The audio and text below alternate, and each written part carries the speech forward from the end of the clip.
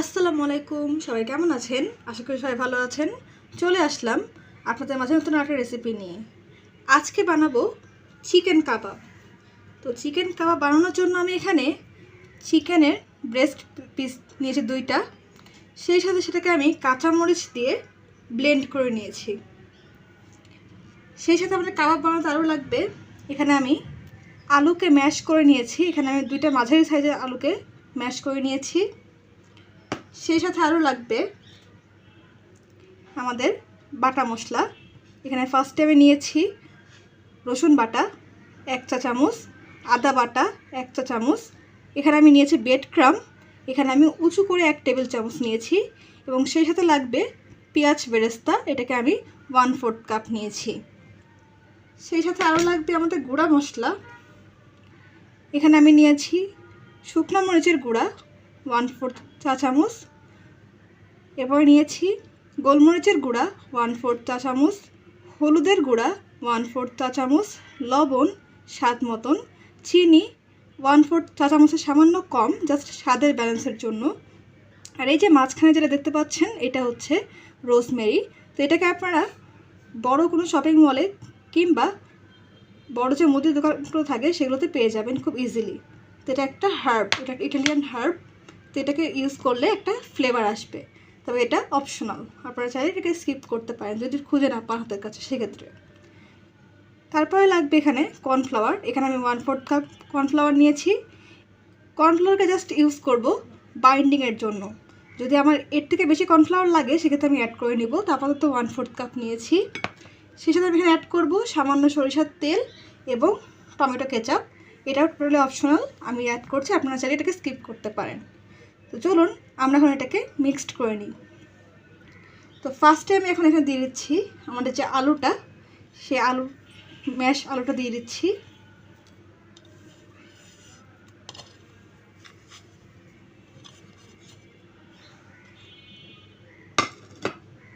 এখন দিয়ে দিচ্ছি আমাদের যে বাটা মশলাগুলো ছিল, আদা বাটা, রসুন বাটা এবং ব্রেড ক্রাম্ব এবং পেঁয়াজ বেরেস্তা, সবগুলোই আমি এখানে এক একে করে অ্যাড করে দিচ্ছি।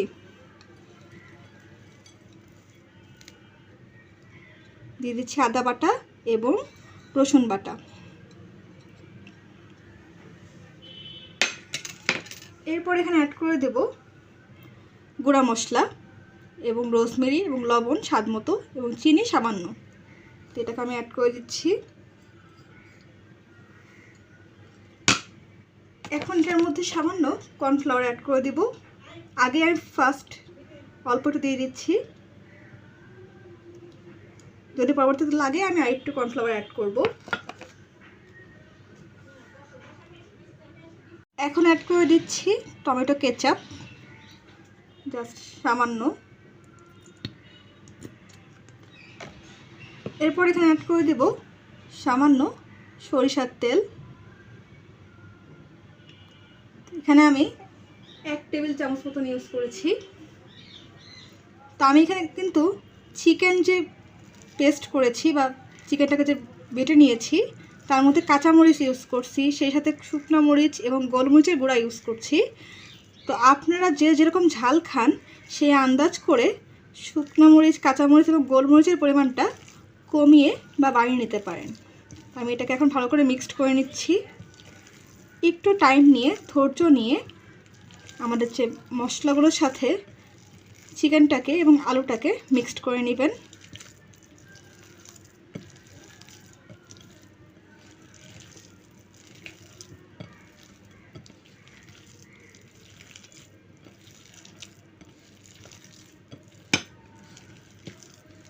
তা আপনারা যদি চান এখানে এই ক্ষেত্রে ডিম ইউজ করতে পারেন, তবে ডিমের শুধু কুসুমটা ইউজ করবেন। সাদা অংশ ইউজ করলে কিন্তু এটাকে শেপ দিতে কষ্ট হয়ে যাবে, অনেক বেশি সফট হয়ে গেলে তখন শেপ দেওয়া যাবে না।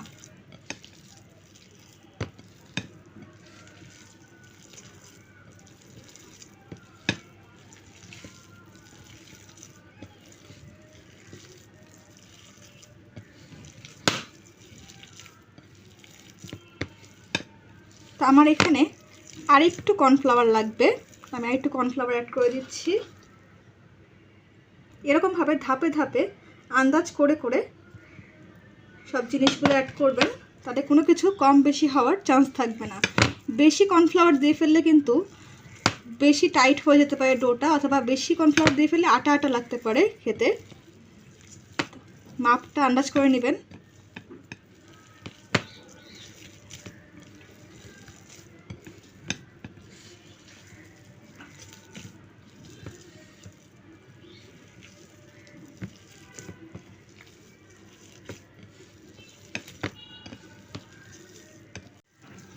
তো আপনারা যারা এই কাবাবটা ট্রাই করবেন তারা বুঝতে পারবেন যে কাবাবটা কতটা ফ্লেভারফুল এবং কতটা মজা হয়ে থাকে।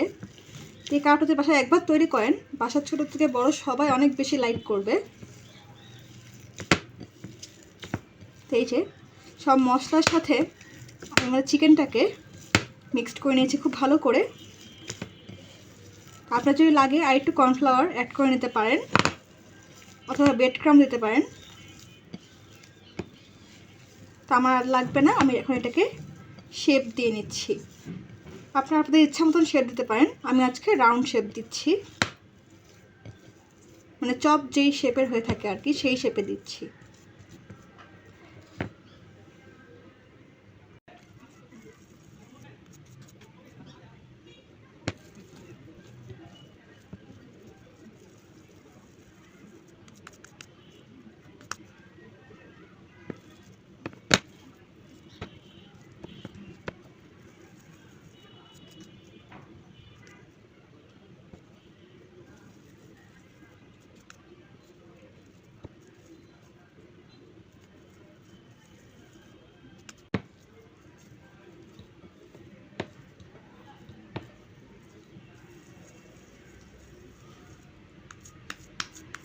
তো এই যে আমি আমার লাস্ট যে কাবাবটা সেটাকেও বানিয়ে ফেলেছি। সেই সাথে তৈরি হয়ে গেল আমাদের সবগুলো কাবাব। এখন এটাকে আমি ভেজে নিব। তো চলুন আমরা এখন চলে যাচ্ছি চুলার প্রিপারেশনে। হ্যাঁ, তেল দিয়ে দিয়েছি কাবাবগুলোকে ভাজার জন্য। তো আমি এখানে ডুবো তেল নিয়েছি।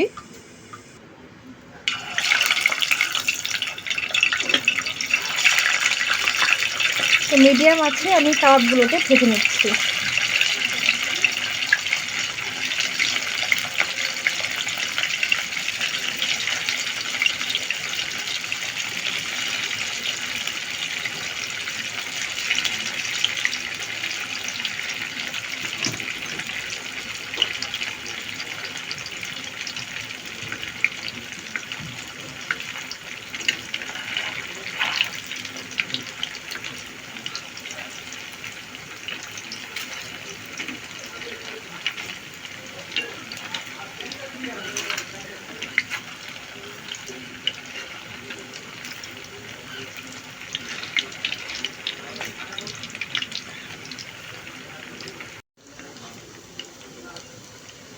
তো আমি একটু পর পর কাবাবগুলোকে উল্টিয়ে পাল্টিয়ে ভেজে নিচ্ছি।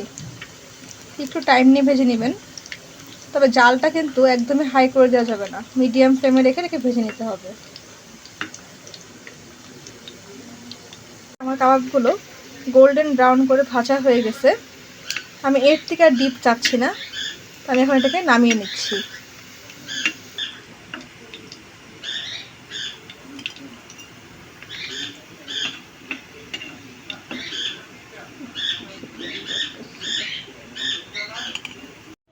তো এই যে আমি একে একে সবগুলো কাবাবকে পরিবেশন করে নিয়েছি। তো আমি যেভাবে কাবাবটা রেডি করেছিলাম ঠিক সেরকমভাবে ভেজে নিয়েছি। তো আপনারা চাইলে এই কাবাবটাকে ডিম অথবা ব্রেড ক্রাম দিয়ে ভেজে নিতে পারেন, ইটস আপ টু ইউ। এই কাবাবটা অনেক বেশি মজা হয়ে থাকে। যদি আপনারা ট্রাই করে দেখেন তাহলে বুঝতে পারবেন যে আমি কতটুকু সত্যি কথা বলছি।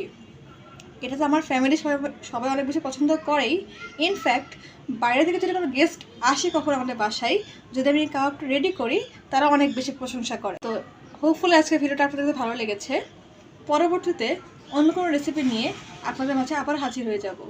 তো আজকের ভিডিও যদি ভালো লেগে থাকে অবশ্যই চ্যানেলটিকে সাবস্ক্রাইব করবেন, ভিডিওতে লাইক করবেন, কমেন্ট করবেন, শেয়ার করবেন। আজকের মতন এই পর্যন্তই। আল্লাহ হাফিজ।